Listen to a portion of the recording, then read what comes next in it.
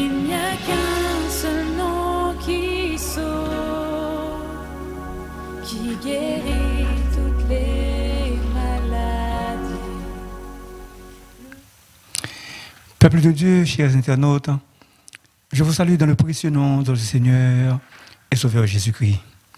Aujourd'hui, par la grâce de Dieu, c'est le révérend pasteur Hysen Etienne qui va vous communiquer les oracles de Dieu. Il avait une émission à la radio pendant plusieurs années. Il est maître, un avocat, et il enseigne dans une église présentement à Montréal. Peuple de Dieu, c'est avec joie et allégresse que je vous présente le révérend Hysen Etienne qui va vous parler de la part de Dieu. Serviteur de Dieu, pasteur Etienne, que Dieu soit avec toi, qu'il vous bénisse richement et abondamment pour nourrir son peuple à travers le monde. Bien-aimés dans le Seigneur, que la paix et la grâce de Dieu soient avec vous tous. Nous avons l'honneur d'être ici présents à l'émission La Voix du Serviteur, émission parrainée par révérend pasteur Lionel Jean-Denis, et lui qui a jeté le dévolu à ce que je sois prédicateur de ce soir. Donc je remercie en même temps, au prime abord, le Dieu créateur qui nous a permis d'être ici présents, lui qui nous donne la respiration et l'être. Donc nous devons le remercier. En second lieu, nous remercions révérend pasteur Lionel Jean-Denis, et donc lui qui a fait choix de moi à ce que je sois prédicateur comme je viens de le dire. Et je dois remercier notre émetteur en ondes, frère JB, frère Jean-Baptiste. Et donc c'est lui qui rend possible l'émission et que vous puissiez nous écouter à travers le monde. Que Dieu vous bénisse tous et que cette émission vous apporte de la nourriture spirituelle comme Dieu le veut. Ce soir, nous avons un texte à vous lire qui se trouve au livre de 1 Thessaloniciens, chapitre 5. Nous allons lire le verset 18. Mais nous avons un sujet très intéressant que nous allons débattre en quelques minutes. Et donc, prêtez-nous votre attention parce que nous n'allons pas vous tenir pour longtemps. Et donc, que ce moment soit un moment béni. Donc, pendant que nous allons lire le texte pour vous, donc vous pouvez suivre attentivement. 1 Thessaloniciens, chapitre 5, le verset 18. Rendez grâce en toutes choses, car c'est à votre égard la volonté de Dieu en Jésus-Christ. Prions le Seigneur. Dieu Tout-Puissant, Seigneur éternel, nous te disons merci. Merci pour tout ce que tu es. Merci pour tout ce que tu as fait pour nous et tu as fait de nous. Oui, Seigneur, tu nous as protégés et gardés tout au long de cette semaine. Et nous arrivons à la fin de semaine, Seigneur. Donc, c'est une grâce infinie que tu nous as accordée. Et Seigneur, tu nous donnes la respiration et l'être. Merci pour tout cela, Seigneur. Merci de nous avoir été, Seigneur Dieu, à accorder la chance de venir ici pour présenter le sermon, pour présenter la prédication de ta parole. Mais Seigneur, nous ne savons rien, mais que ton Esprit Saint nous illumine et bénit nos internautes qui nous écoutent partout. Nous t'en prions ainsi et nous te demandons pardon pour nos fautes au nom de Jésus que nous t'en prions. Amen. Le sujet que nous avons aujourd'hui, mes frères et sœurs bien-aimés, chers internautes, c'est la reconnaissance envers Dieu. La reconnaissance envers Dieu. Aujourd'hui, je voudrais vous inviter à tourner nos cœurs vers une attitude trop souvent négligée, mais pourtant essentielle dans notre marche avec Dieu, c'est la reconnaissance. Vous voyez, Paul, en état de souffrance, a écrit aux chrétiens de Thessalonique, où il a dit « Rendez grâce en toutes choses, car c'est à votre égard la volonté de Dieu en Jésus-Christ. » Donc, la reconnaissance n'est pas seulement un acte de politesse spirituelle, mais, frères et sœurs bien-aimés, c'est une posture de foi. Oui, c'est reconnaître que Dieu est à l'œuvre, même lorsque tout n'est pas parfait. C'est proclamer que sa fidélité ne dépend pas de nos circonstances. Il faut regarder autour de nous. D'abord, le souffle de vie que nous avons ce soir, la paix que nous ressentons parfois sans raison, la provision que Dieu nous accorde à des moments propices, la consolation qu'il nous apporte dans les épreuves, la force qu'il nous donne au moment de la faiblesse. Tout cela, mes frères et sœurs bien-aimés, chers internautes, c'est la main de Dieu. Mais soyons honnêtes, il est facile de dire parfois merci quand tout marche bien. Quand tout va bien, oui, quand tout va bien, on dit merci. Mais je dois vous dire, et il faut le savoir, que la vraie reconnaissance, celle qui touche le cœur de Dieu, c'est celle qui s'élève même dans la tempête. Souvenons de notre serviteur Job, qui malgré tout ce qu'il a perdu, il a s'écrié fort. L'Éternel a donné, l'Éternel a ôté, que le nom de l'Éternel soit béni. Donc, il faut reconnaître Dieu dans chaque saison de notre vie, mes frères et sœurs bien-aimés. Oui, c'est l'honorer. Il faut toujours honorer Dieu.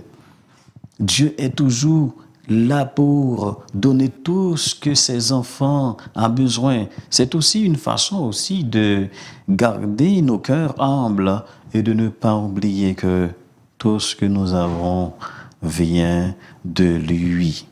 Lui qui est le Père des Lumières. Oui. Est-ce que vous voyez que c'est important d'être reconnaissant, C'est important d'être reconnaissant parce que Dieu a fait pour nous et a fait de nous de grandes choses. C'est pour cela que nous devons être dans la joie, mes frères et sœurs bien-aimés. Paul a crié fort pendant qu'il est en prison, le serviteur de Dieu. Donc, c'est pour prouver que, il n'est pas reconnaissant envers Dieu parce qu'il est dans la joie, parce que tout marche bien pour lui, non. C'est ça, la reconnaissance est une attitude spirituelle puissante. Il n'est pas seulement, une geste polie envers Dieu, mais il est une clé qui ouvre les cieux, qui change notre regard, qui prépare le cœur à recevoir davantage. Donc, nous avons un point qui c'est Dieu mérite notre reconnaissance. N'est-ce pas vrai? Mes frères et sœurs, chers internautes, Dieu ne mérite pas vraiment notre reconnaissance? Oui, oui. Je crois que la réponse est positive. Et c'est à travers, tout. Oui, c'est ça. Tout commence par cette vérité. En Psaume 92, au verset 1er, le psalmiste a écrié « Il est bon de louer l'Éternel et de célébrer ton nom, ô très haut. » Il est bon de louer l'Éternel et de célébrer ton nom, ô très haut. Mes frères et sœurs, vous voyez, Dieu est digne d'être remercié, non seulement pour ce qu'il fait, mais avant tout pour ce qu'il est, qui est Dieu. Dieu est amour. Il est fidèle. Dieu est amour. On trouve ça en 1 Jean chapitre 4 au verset 8. C'est la Bible qui nous proclame, qui nous enseigne que Dieu est amour. Et il a un amour qui n'est pas comparable.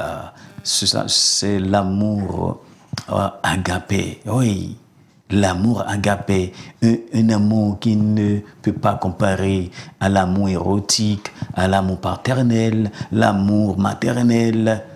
Non, parce que lui, il nous aime d'un amour sans intérêt. Sans intérêt. Vous voyez, Dieu a tellement aimé le monde, il a donné son propre Fils, afin que quiconque croit en lui ne périsse point, mais qu'il ait la vie éternelle. Jean 3, verset 16. Donc, c'est pour cela que Dieu vous aime d'un amour éternel. C'est pour cela, toi, si tu n'acceptes pas encore Jésus comme votre maître et sauveur, il faut le faire maintenant. Il faut le faire tout de suite. Parce que nous avons encore la vie, la respiration et l'être.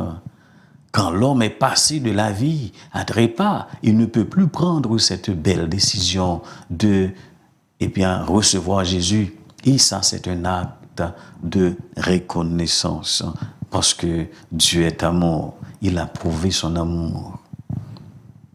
Il est fidèle, selon Lamentation, chapitre 3, au verset 22 et 23. Il est bon. Psaume 34, verset 9. C'est ça, Dieu. Hein? C'est ça, cette vérité. Et en philosophie, on dit que toute vérité est relative. Mais la parole de Dieu est une vérité absolue. Il est le même hier, aujourd'hui et éternellement, selon Hébreux chapitre 13 au verset 8. Tout vient de Dieu, mes frères et sœurs bien-aimés. Tout vient de Dieu. Ce que nous avons, nous ne l'avons pas mérité. Non. Qu'est-ce que vous faites pour que vous soyez là encore? Qu'est-ce que vous faites pour que vous soyez en bonne santé? Non, vous ne faites rien. C'est Dieu qui vous accorde sa grâce. De là, nous devons être reconnaissants envers lui. Oui, nous devons lui avoir de la reconnaissance. Tout est grâce, mes frères et sœurs bien-aimés. En 1 Corinthiens, chapitre 4, verset 7, nous avons, ce beau texte que Paul a écrit aux chrétiens de Corinthe. Il a dit, 1 Corinthiens 4, verset 7, je l'ai pour vous. Qu'as-tu que tu n'aies reçu? Et si tu l'as reçu, pourquoi te glorifies-tu comme si tu ne l'avais pas reçu? Hein? Tout ce que nous avons, mes frères et sœurs bien-aimés, c'est un don. Oh oui, c'est un don. Les habits, même notre naissance, Dieu a passé de nos parents pour nous donner de la naissance. Tout ce que nous avons, nous l'avons reçu quelque part. Nous ne devons pas nous glorifier, mais toute la gloire est à Dieu. Nous devons louer le Seigneur. Apôtre Jacques a écrit, au chapitre 1er, dans le 17e verset, toute grâce excellente et tout don parfait descend d'en haut du Père des Lumières. Cela veut dire que tout ce que vous avez, mes frères et sœurs bien-aimés, tous viennent de celui qui a créé le monde. Oui, de Dieu le Créateur de l'univers. Oui, de Yahweh, de Yahvé, le grand Yahvé, le grand je suis. Toute grâce excellente et tout don parfait descend d'où? D'en haut, du Père des Lumières. Donc nous pouvons respirer ce soir, mes frères et sœurs bien-aimés, pas vrai? Nous avons un toit, même si la pluie tombe, nous n'allons pas nous mouiller. Donc c'est un cadeau divin. Nous devons remercier Dieu pour tout cela. Tout ce qui nous entoure, c'est Dieu qui nous a donné ça. Donc, si nous avons la paix avec Dieu, si nous sommes sauvés, nous devons remercier Dieu parce que c'est lui qui nous a donné son Fils, Jésus. Nous devons avoir de la reconnaissance envers Dieu. Voilà pourquoi, mes frères et sœurs bien-aimés, je sens que, eh bien, il est important de vous sensibiliser, de vous mettre dans un état de reconnaissance. Parce que lorsque nous n'avons pas de reconnaissance, Dieu va nous reprocher quelque part. Dieu va nous reprocher. Et les reproches de Dieu, c'est pas bon pour personne. Non. C'est la preuve que Dieu prend soin de nous lorsque nous respirons, lorsque nous avons tout ce que nous avons. Nous avons de la nourriture, nous avons des habits, nous avons de belles voitures, nous avons tout et ceci, cela. Si vous regardez autour de vous, eh bien, vous pouvez constater que Dieu vous a béni de toutes sortes de bénédictions. Donc, il faut avoir de la reconnaissance, eh bien, dans les épreuves aussi. C'est ce que nous venons te dire tout à l'heure. Il est bon, il est facile parfois de dire merci quand tout va bien. Il est facile de louer quand tout va bien. Mais Dieu nous appelle à rester reconnaissants même dans la vallée. Selon Habakkuk 3, versets 17 et 18, eh bien, le prophète s'est crié fort au peuple Israël en disant que « Car le figuier ne fleurira pas, la vigne ne produira rien. Pourtant, je me réjouirai en l'Éternel, je tressaillerai d'allégresse dans le Dieu de mon salut. » Cela veut dire que même dans la famine, écoutez bien, le figuier ne fleurira pas, la vigne ne produira rien. Pas de production, pas de vin, pas de nourriture. Mais même s'il n'y a rien, eh bien, le prophète a s'écrié pour dire que je tressaillerai d'allégresse dans le Dieu de mon salut. M'a toujours gagné la joie. J'aurai toujours la joie. Oui, c'est ça. J'aurai toujours la joie de mon cœur parce que je sais que c'est Dieu qui me secourit.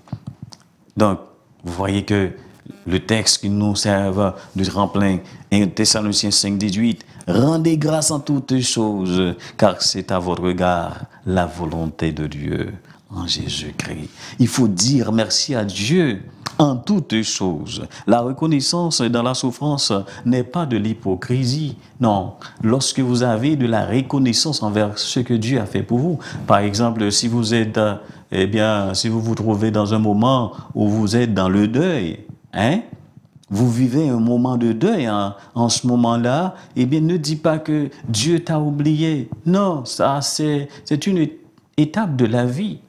Ah oui. Et donc, tout le monde le sait que, eh bien, l'homme est passager. Nous ne sommes pas venus pour rester. Il faut s'en aller aussi. Donc, eh bien, Dieu, il faut rendre grâce à Dieu même dans la souffrance. Et ça, c'est pas de l'hypocrisie. Donc, c'est un acte de foi. C'est dire à Dieu, même quand je ne vois rien, je sais que tu travailles pour moi. Oui, même si je ne vois rien, mais je sais que tu travailles pour moi. Par exemple, Jésus a donné de bons exemples. Jésus, dans son ministère terrestre, eh bien, nous a montré que avant de nourrir les 5000 hommes, il a rendu grâce. En Jean chapitre 6, le verset 11, Jésus prit les pains, rendit grâce et les distribua. Cela veut dire qu'il y a de la nourriture. Jésus rendit grâce. Mais il était maintenant dans le deuil, où il a vécu le deuil. Il était en état de souffrance dès la mort de Lazare. Avant de ressusciter celui-ci-là, qui est Lazare, il a rendu grâce. Jean 11, verset 41. Jésus a dit, Père, je te rends grâce dès que tu m'as exaucé. Cela veut dire qu'il est reconnaissant envers le Dieu. Même devant la mort, au dernier repas, il rend grâce. Luc 22, verset 19. Ayant pris du pain, il rendit grâce, le rompit et leur donna. Ah, vous voyez que la reconnaissance précède les miracles. Donc, les bienfaits de la reconnaissance, donc, on n'est pas reconnaissant pour rien. Non, non, non, non, non, non, non. Il y a les bienfaits de la reconnaissance. Que fait la reconnaissance envers Dieu pour nous les chrétiens, pour nous, eh bien, les hommes de Dieu et les femmes de Dieu, les serviteurs et les servantes de Dieu? Eh bien, la reconnaissance attire la paix. Oui, Philippiens 4, verset 6-7 nous dit, ne vous inquiétez de rien, mais en toutes choses, faites connaître vos besoins à Dieu par des prières et des supplications et avec des actions de grâce. Donc, là, et que fait encore, eh bien, la reconnaissance envers Dieu? Eh bien, elle nous garde, elle garde notre cœur humble. C'est ça, elle garde notre cœur humble. Cela veut dire que nous sommes humbles, nous attendons toujours avec patience. C'est ça. L'humilité précède la gloire. Oui. Deutéronome 8, 17, 18 nous a dit, garde-toi de dire en ton cœur, ma force. Garde-toi de dire en ton cœur, ma force. Mon acquis, c'est richesse. Souviens-toi que c'est l'Éternel, ton Dieu, qui te donne la force. Si nous pouvons évacuer à nos activités, si nous pouvons travailler, gagner de l'argent, gagner des profits, si nous avons des choses qui nous donnent beaucoup de profit, par exemple, eh bien, il ne faut pas dire c'est moi, c'est avec ma force que j'ai gagné tout. Non, non, non, non, non. Dieu a prescrit à Moïse de dire au peuple d'Israël, garde-toi de dire en ton cœur, eh bien, ma force, mon acquis, c'est richesse. Souviens-toi que c'est l'Éternel, ton Dieu, qui te donne la force. Lorsque vous vous souvenez que c'est Dieu qui te donne cette force, cela veut dire que vous êtes reconnaissant envers Dieu. Vous avez de la gratitude envers Dieu. Eh bien, elle ouvre la porte à la joie. Lorsque vous avez de la reconnaissance, ça ouvre la porte à la joie. Selon le psaume 100 au verset 4, il a dit, entrez dans ces portes avec des actions de grâce, dans ces parvis avec des louanges. Et c'est ça. La reconnaissance nous prépare à la bénédiction. Oui, c'est ça. La reconnaissance, eh bien, prépare notre cœur à la bénédiction. Il y avait, eh bien, des lépreux qui ont reçu de la guérison. Mais il y avait un seul d'entre eux. Il y avait un seul d'entre eux qui est retourné pour venir dire quoi? Merci au Seigneur Jésus. Il y a un dicton qui a dit que celui qui ne dit pas merci, lui, il est un criminel. Cela veut dire que lorsque vous n'êtes pas reconnaissant, vous n'êtes pas la bonne personne. Ah, il faut être reconnaissant envers Dieu. Hein? Un seul lépreux vient dire merci selon Luc 17, le verset 15 à 19. Hein? Et c'est à lui seul que Jésus dit, ta foi t'a sauvé. Vous voyez, la reconnaissance prépare notre cœur à la bénédiction. Ce lépreux-là revient dire merci et il a trouvé non seulement la guérison, mais il a reçu encore le salut, mes frères et sœurs bien-aimés. Maintenant, nous devons nous poser, eh bien, cette belle question. Qu'est-ce que j'ai oublié de remercier Dieu pour ces derniers temps-là? Qu'est-ce que j'ai oublié de dire merci? Hein? Qu'est-ce que j'ai oublié de remercier Dieu pour ces derniers temps-là? Peut-être vous oubliez de dire merci pour la vie. Hein? Peut-être vous oubliez, hein? vous avez oublié de dire merci pour la famille que Dieu vous a donnée. Dieu vous a donné de belles familles, hein? Peut-être vous avez de petites victoires là. Donc je ne sais pas dans quoi exactement, mais toi, tu sais exactement. Mais peut-être tu as oublié de dire merci à Dieu. Tu as reçu le salut. Est-ce que tu as dit merci à Dieu pour le salut qu'il t'a accordé par le biais de son Fils à Jésus? Hein? C'est pour cela tout à l'heure, nous venons de dire, si tu n'acceptes pas encore Jésus, c'est le moment opportun parce que tu vas avoir de la reconnaissance de ce que Dieu t'a accordé, ce salut, par le biais de son Fils Jésus, qui est venu sur cette terre. Hein? Il a déchiré son corps, il a versé son sang. Hein? Il est allé jusqu'au séjour des morts, jusqu'au sépulcre d'abord. Et il n'est pas resté au tombeau, mais il est revenu à la vie, juste pour donner le salut à tout un chacun, mes frères et sœurs bien-aimés. Donc, peut-être vous oubliez de dire merci à Dieu pour les épreuves qui nous fait grandir. Donc, il ne faut pas nous focaliser sur ce que nous n'avons pas encore, mais il nous faut être reconnaissants pour ce que Dieu a déjà fait. Et tu verras sa main continue d'agir pour vous, mes frères et sœurs bien-aimés. Donc, je vous ai dit, depuis au commencement, je ne vais pas vous garder. Donc, nous allons vous laisser.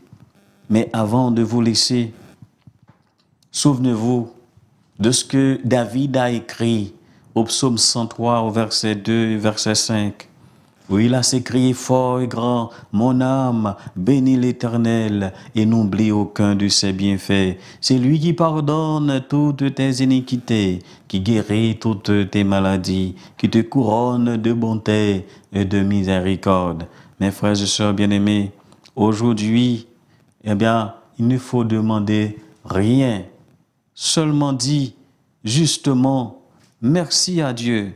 Merci pour tout ce que tu as fait pour moi. Merci pour tout ce que tu feras. Merci pour tout ce que tu es, parce que tu es mon sauveur, tu es mon protecteur. C'est toi qui m'as donné la vie, la respiration et l'être. Merci pour ce que je comprends. Merci pour ce que je ne comprends pas encore. Merci pour ce que j'ai. Merci pour ce que j'attends. Et surtout, il faut dire merci toi Seigneur. Merci. Mes frères et sœurs bien-aimés, être reconnaissant, c'est être béni. Lorsque vous êtes reconnaissant, vous êtes béni. Donc, vous qui m'écoutez, vous êtes des gens bénis. Et vous qui allez recevoir Jésus comme votre maître et sauveur, vous serez bénis de toutes sortes de bénédictions, non seulement sur cette terre, mais vous allez avoir la vie éternelle dans les derniers jours. Que Dieu vous bénisse par sa parole. Merci, merci et merci.